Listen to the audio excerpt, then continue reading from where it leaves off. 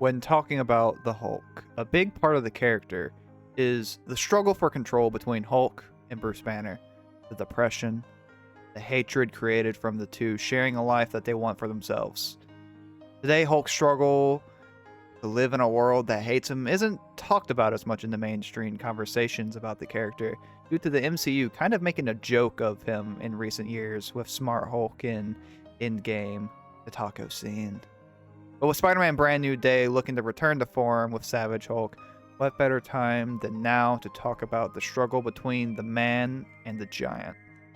Today we'll look at Hulk Gray, a comic that is framed as a totally not therapy session between Bruce Banner and Doc Samson, where Bruce retells the story of the first time he became the Hulk and what followed.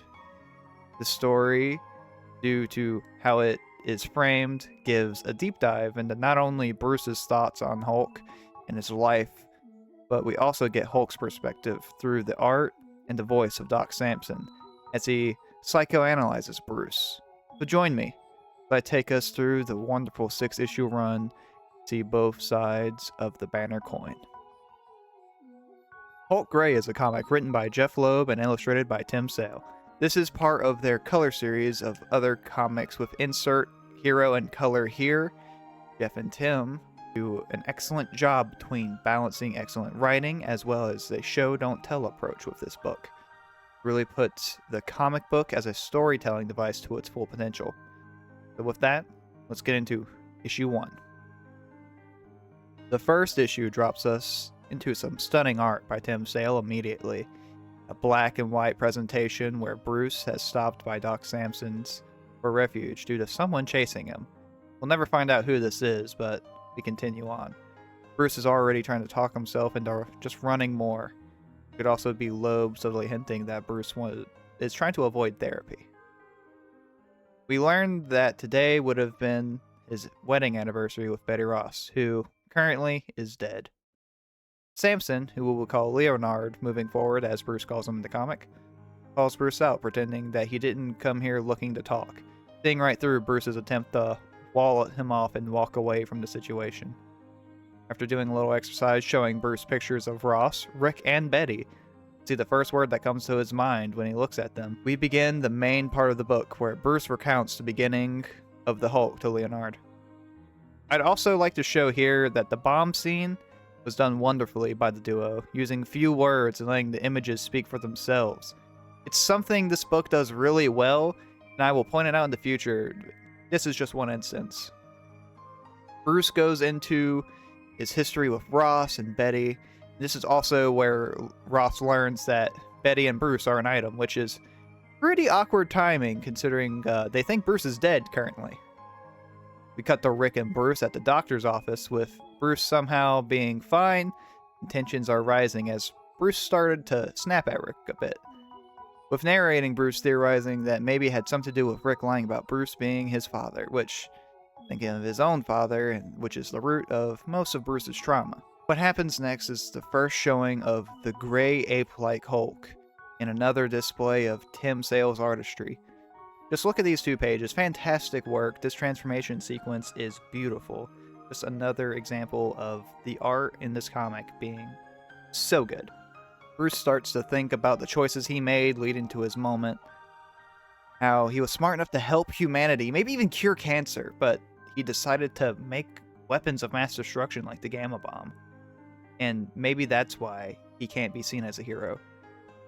Just some great monologues from Bruce as we watch Hulk storm away. Loeb is doing a fantastic job with the writing. Hopefully he gets recognized for the fantastic writing in this amazing comic. We have a short action scene where we get a long recurring thing that Hulk demands. Leave Hulk alone. Put a pin in that. This will be a recurring topic. We see this request and demand to be immediately challenged as we transition into the second issue, with Bruce admitting that this was a moment that he felt Hulk and himself were one, and they shared a single thought: Betty. Issue 1 was a lot of fun so far, and if you haven't already read this book, I recommend stopping the video now going to read all 6 issues yourself, because man, this is an excellent comic. And the industry needs our support, so let's do our part to keep comics in print. With that, issue 2. The issue starts with Hulk at Betty's door. She isn't supposed to open it, as ordered by Ross, and Bruce describes the moment as like a horror movie, screaming at the girl on the screen not to open the door and let the monster in. You also get a cheeky line where Bruce laments that they're not living in a world of black and white with the possibility of vague and the probability of gray. I'm sure Jeff Loeb got a kick out of that line. Bruce can't wrap his head around why Betty opened the door. Leonard uses Bruce going out to save Rick from the bomb as an example of why she might have. Bruce didn't have to do that. He didn't even know Rick. But Bruce retorts back that it was a human life, while Leonard returns with the fact that Bruce was so willing to throw his own life away to save Rick. The writers leave the question of did Bruce want to die in the air. A fantastic back and forth between the characters. We transition into calling Ross a monster for ordering his men to fire at the Hulk with Betty so close. Bruce even slipping and almost referring to the Hulk as himself, with the bullets bouncing off of my order to fire on me. We get Hulk demanding to be left alone again, or he takes off. We see Ross being a bad father, and Bruce questions how someone so loving could come from that home. The next day, Rick finds Bruce and he wakes up yelling to be left alone once again, before realizing who it was and what had happened. Bruce talks about how that day was so much worse, with an analogy of alcohol being like a hangover. In this beautifully illustrated scene with the Hulk demanding to be let out of a room that Bruce had told Rick to keep closed, locking him in, not to open the door unless he hears Bruce say to let him out. Especially love the frame with the eye, and despite how gray the Hulk is in this comic, his eyes are piercing green, and there's many shots showing his eyes, and they're always beautifully illustrated. The issue ends with Bruce talking about how he wasn't sure if he or Rick was more afraid in that moment. And wow, if you've made it this far, please consider subscribing if you aren't already. This is my first fully scripted video, and it'd mean a lot if you could show this video some love. But yeah, let's get on to the next issue. Friend. Soft. Not like Hulk. Friend, stay. Wet? Why, friend, wet? Friend? Hulk. Alone again. Hope you guys enjoyed that. Issue 3, as you just saw, has a tragic opening which shows us the humanity of Hulk in what Bruce and Ross would have you believe is just a monster. Hulk alone again. Despite demanding several times to be left alone, this moment we see the Hulk sad that he's alone, showing us a further depth of the character, and he doesn't really want to be alone, he just doesn't want to be harassed. Lashing out of the world around him because it declares him a monster, but he's not. He lashes out, declaring it himself that he is not the monster Ross says he is. Leonard presses Bruce on why he even told him the story about the rabbit. Bruce says it was because it was the first time Hulk accidentally killed something. Leonard defends Hulk, saying that it was due to it being an accident. He was innocent. Bruce shuts down the idea that the Hulk could ever be innocent. Leonard retorts with how the Hulk, despite all the destruction he causes, tends to not kill. Bruce is unable to answer as to why that is, and flex, moving the conversation to how Ross puts his men in danger, hoping the Hulk will kill them and prove both him and Bruce right that the Hulk is just a monster. The scene moves to Ross meeting with Tony Stark. Leonard is a bit confused at this meeting, but it's been kept secret even by Tony. We see Ross interrogate Rick and actually hit him, which doesn't surprise Bruce at all. It's the exact moment that the Hulk bursts in to rescue Rick from the army. We also cement here that, as the Grey Goliath puts it, Rick is Hulk's friend. Hulk stops for a moment to look at Betty, who snaps at him for acting like it knows her. He has no idea what this beast really is, in which Hulk ends up kidnapping Betty and leaves Rick to escape by himself. Kidnapping makes Tony decide that he's going to try to end the Hulk problem himself. You see Hulk trying to nurse Betty into waking up from passing out from being kidnapped, but only to be interrupted by Iron Man and some fantastic artwork to close out the issue. Issue 3 is by far and away my favorite issue of the entire run for the opening alone. Take a moment to examine it a little bit closer. There is no narration until after Hulk smashes the mountain in frustration. It's just Hulk. Most of this scene is conveyed through the stunning artwork and the very few words of broken English the Hulk speaks. This is another, and I do believe the best example of this book showing us Hulk, not telling us anything. Giving minimum dialogue needed, yet still getting the message across loud and clear. Hulk doesn't want to be alone, but he is. Issue 4. This issue starts strong with excellent art once again, showing Hulk's face reflecting off Iron Man's helmet using only black. Man, it looks good. This art is fantastic. Just look at it. While we see the fight between Hulk and Iron Man, Leonardo is questioning the whole story. I mean, there's no record of Iron Man encountering Hulk while he was still gray.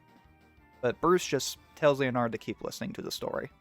As the fight goes on, Bruce laments to the fact that he couldn't tell Betty how he felt earlier, which Leonardo comforts him, letting him know that "I love you" is the hardest 3 words in the English language to say.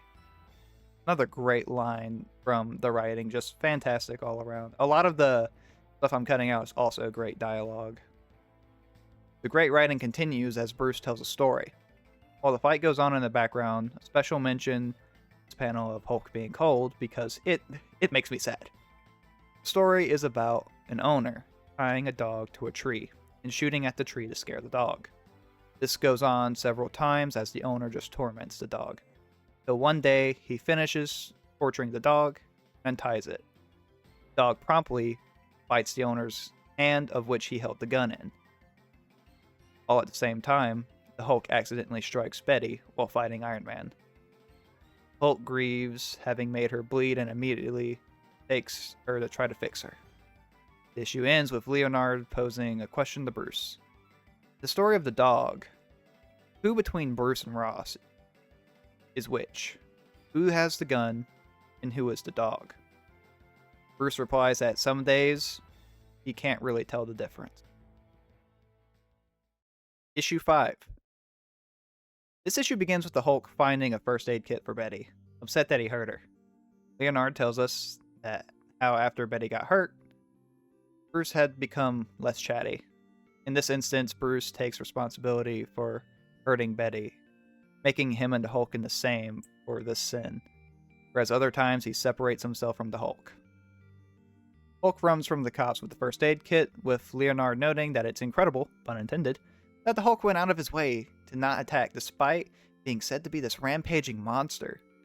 Bruce explains that it was just because Betty took priority in the moment, and Leonardo tries to say what happened was an accident, but Bruce shuts it down.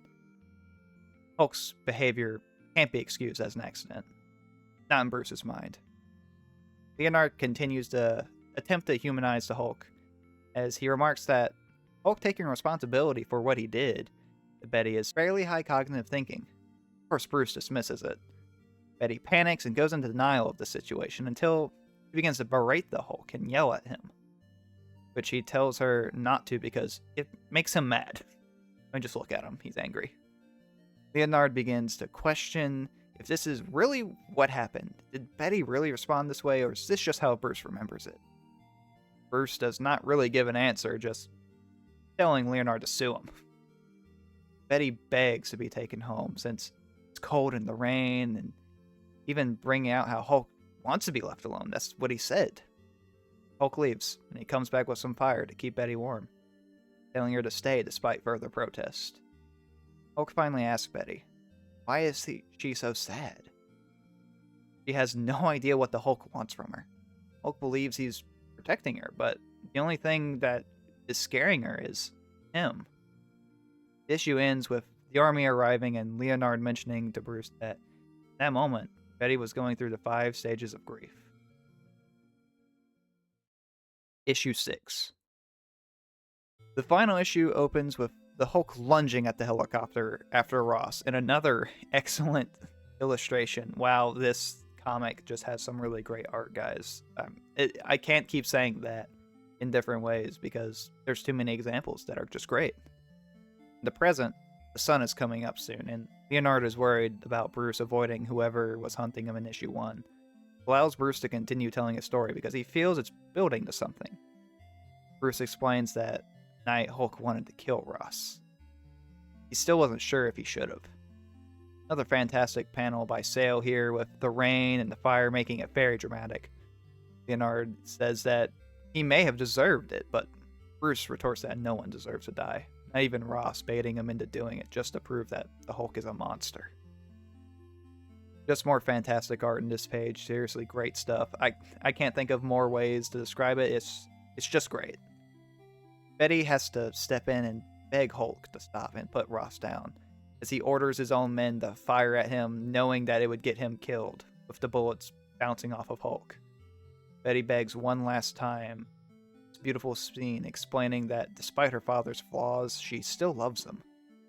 Hulk is unable to really understand why, as Hulk wouldn't hurt Betty, but Ross always does. Despite not understanding, Hulk puts Ross down and leaves. Later on, Bruce returns with Rick to the army base to show the world that Hulk didn't kill Bruce Banner, and things quickly get heated between Ross and Banner before Betty has to step in. Now out of time, the story comes to an end.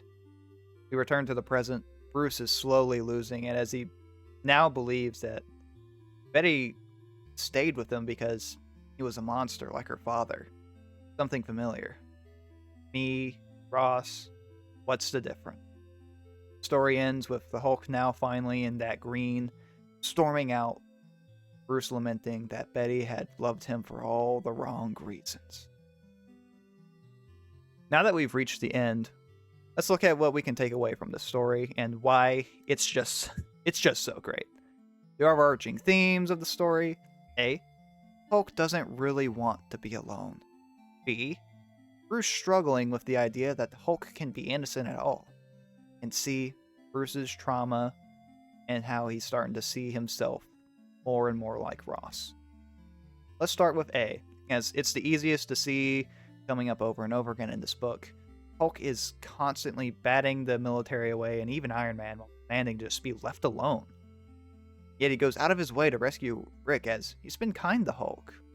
He's distraught over the death of a bunny, as it was one of the few things in the world that hadn't treated him like a monster. Despite how much Betty protests and begs him to let her go, he just wants her to stay, so he can protect her. When really, Hulk is just trying not to be alone. This desire for companionship leads directly into point B.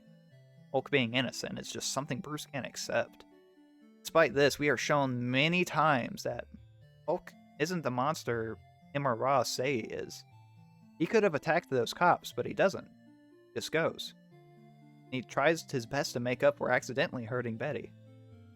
Getting her fired so she isn't cold, even sparing Ross, even though he knows how cruel he is to Betty and to the Hulk, just because that's what she wanted. Finally, we have the theme that the book ends off on: Bruce and his trauma, with not only his father but with Ross. Brian Banner's abuse left Bruce scarred and explored a lot more in different comics, but some of that is here too. Most of that turns into Bruce seeing himself and Ross as monsters. Looking back at issue 4, Bruce telling the story of the dog, Leonard asks if he or Ross is a dog, and Bruce is not even sure which is which anymore.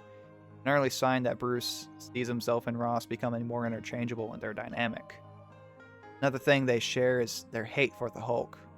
Bruce constantly shuts down any attempt by Leonard to see the humanity within Hulk, just as Ross calls him a monster and is willing to even die or kill his own men just to prove it.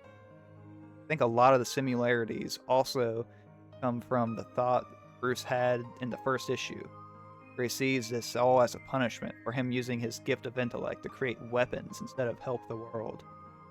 A selfish decision similar to Ross's willingness to throw away so many lives just to prove that the Hulk is a monster. Well, the book ends with Bruce in more mentally damaged state, now believing Betty only loved him because he was like Ross. We, the readers at home, know that isn't quite the whole story. Bruce believes himself a monster because he sees the Hulk as one. Many instances of this book just pointed out by Leonard that challenge that idea, and even Bruce shuts down the notion that killing Ross would have been the right thing to do. This book understands the Hulk, and it understands Bruce Banner. If you made it all the way to the end, thank you for watching. I plan to make more videos like this, and the next comic I'll be looking at is Magic and Colossus. I also want to encourage you to read this book for yourself. I left out a lot in this video, and there's a lot of good stuff I left out. It's something you should experience yourself and find details that I might not have. And want to get more into Hulk? You have no idea where to start? Can't think of a better place. Hulk Gray. Thank you guys so much. You all. Video.